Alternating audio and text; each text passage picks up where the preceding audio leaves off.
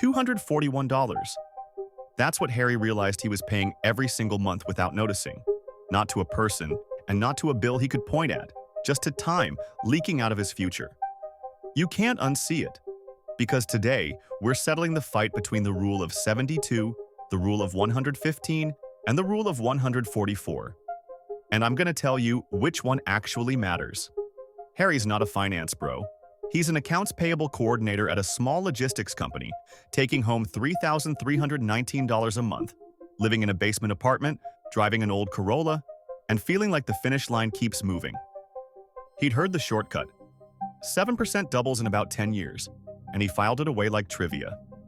Then he read The Psychology of Money by Morgan Housel. And one line hit him like a slap. Compounding isn't just math, it's behavior. So he ran a weird experiment. 3 jars on the counter for investing, debt, and inflation. For 31 nights, he wrote one thing on each jar, a timer. Not a budget, not a spreadsheet, not a guilt spiral. Just a timer. Because the real question isn't which rule is best, the real question is what's compounding in your life right now. Okay, definitions in plain English. The rule of 72 says, take 72, divide it by your yearly return in percent, and you get the rough years it takes to double. 6% is about 12 years, 8% is about 9. It's not perfect, but it's useful. The rule of 115 is the same shortcut for tripling, 1 pile becoming 3 piles.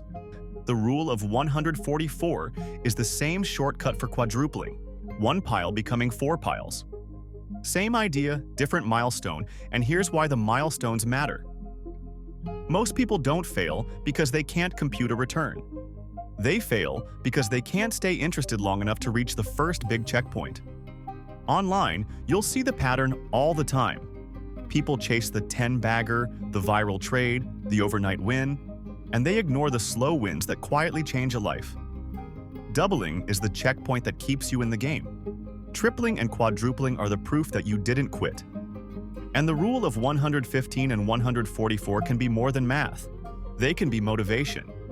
If you know you're the kind of person who needs a bigger target to stay consistent, then use tripling as your scoreboard. Why, if you want to build a mental map for the next 2 decades, use quadrupling as your horizon.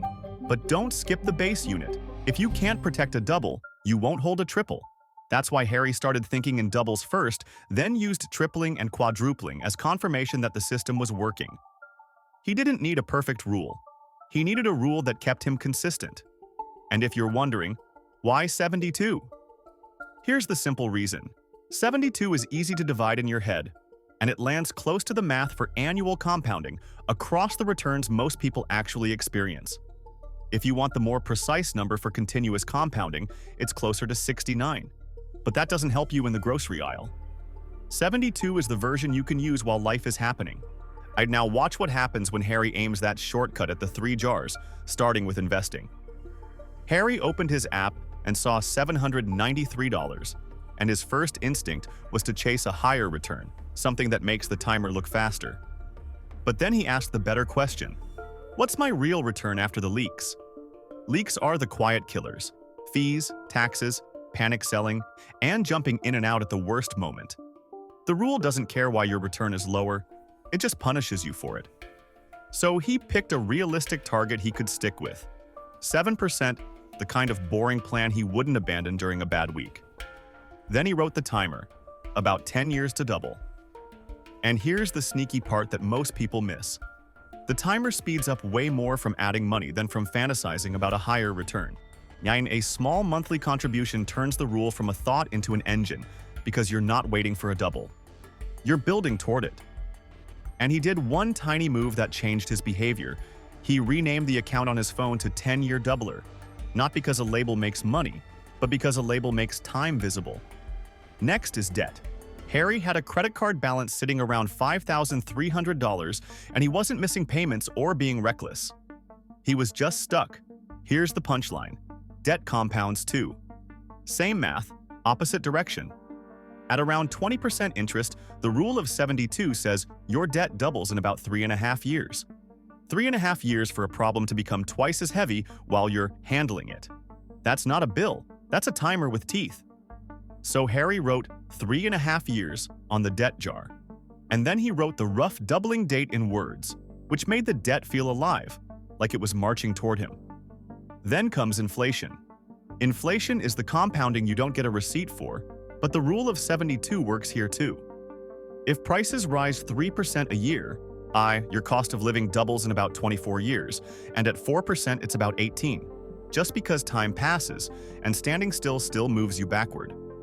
Now, he had 3 jars and 3 timers, and the first lesson was brutal. The rule of 72 isn't an investing trick. It's a life X-ray showing you what grows and what eats you. So which rule matters most? Here's the clean answer. The rule that matters is the one that changes your decisions when it's boring, when it's stressful, and when nobody's watching. That's the entire game, because tripling and quadrupling only happen after you secure the base unit, the double. Let me prove it with one leak almost nobody feels in the moment. A securities regulator has a simple example about fund costs. They compare a $100,000 investment growing at 4% for 20 years. With a 0.25% annual fee, it ends around $208,000. With a 1% annual fee, it ends around $179,000. Same market, same time, different leak.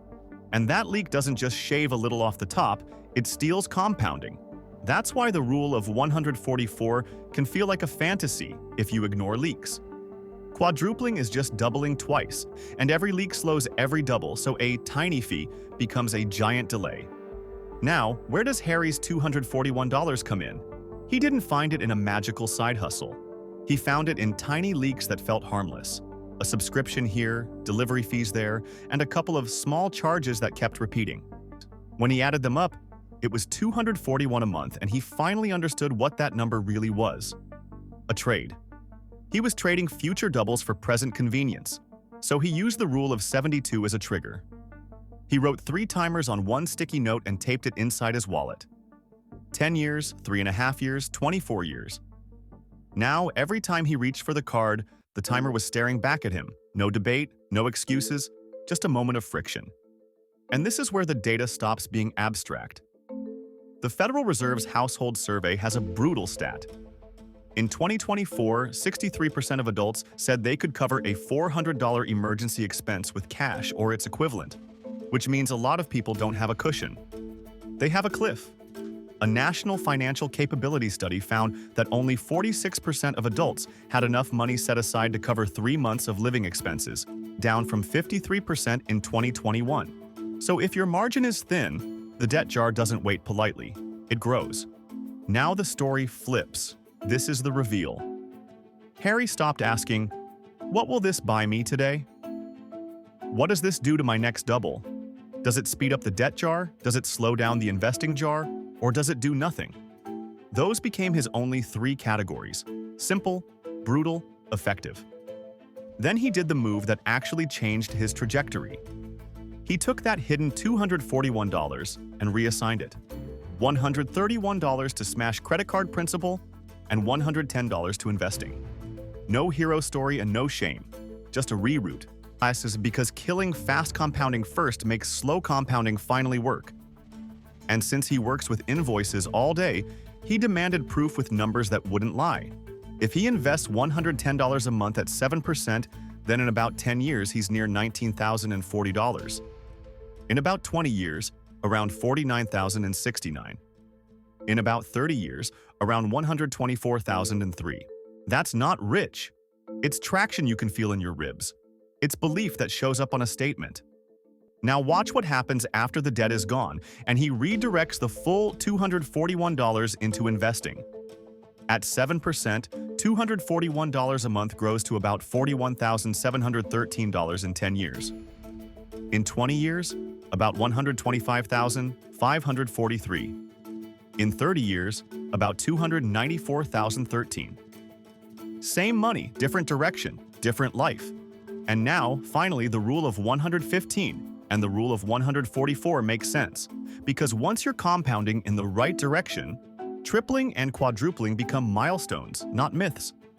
At 7%, doubling is about 10 years, tripling is about 16, 90 and quadrupling is about 21. But if your net rate drops to 6% because you ignored leaks, quadrupling stretches to about 24 years. That's 3 extra years of work, stress, and waiting. From something that looked small. So when someone tells you they want the rule of 144, I get it. It sounds powerful, but the real power is protecting your rate so the ladder doesn't move. Now here's the twist. Most people never get on the ladder. They're stuck on a treadmill, compounding debt at a high rate while trying to compound investing at a lower rate. And that's a losing game every time. And the credit card world isn't small. A consumer finance report said credit card balances exceeded about 1.2 trillion in 2024. And the average monthly balance per cardholder was about 5,300. The smartest answer is the one you apply to the fastest compounding force in your life. Now let's make this practical, without turning it into a course. Pick one rate you can live with. Not the dream rate, the realistic rate you can stick with when the market is boring and when it's scary. Then pick one rule. If doubling is your anchor, use 72. If tripling motivates you, use 115. And if you need the big picture, use 144. Then write one timer and put it where your hands go: wallet, phone, mirror, coffee machine. Because knowledge doesn't change behavior by itself. Interruptions change behavior. And one last reality check, because time is the real villain and the real hero. A personal finance summary of Federal Reserve survey data should make you pause. Roughly half of Americans under 35 report having retirement savings. Among those with accounts, median balances are slightly below 19,000 for account holders under 35. By midlife, the median is around 115,000, and later it peaks around 200,000 for ages 65 to 74. Those numbers aren't there to shame you. They're there to show what consistency does and what delay costs. So here's the verdict. The rule of 72 is the one that matters most, because doubling is the base unit you can picture in real life. The rule of 115 and the rule of 144 are great once you're already compounding in the right direction. But if you want one rule to change your life, pick the one that makes you feel time on your skin. Then use it to protect your rate, cut your leaks, and stop feeding the wrong jar. Write your timer today, put it where you'll see it, cut one leak, feed one asset, and let not against you. Start now, no excuses.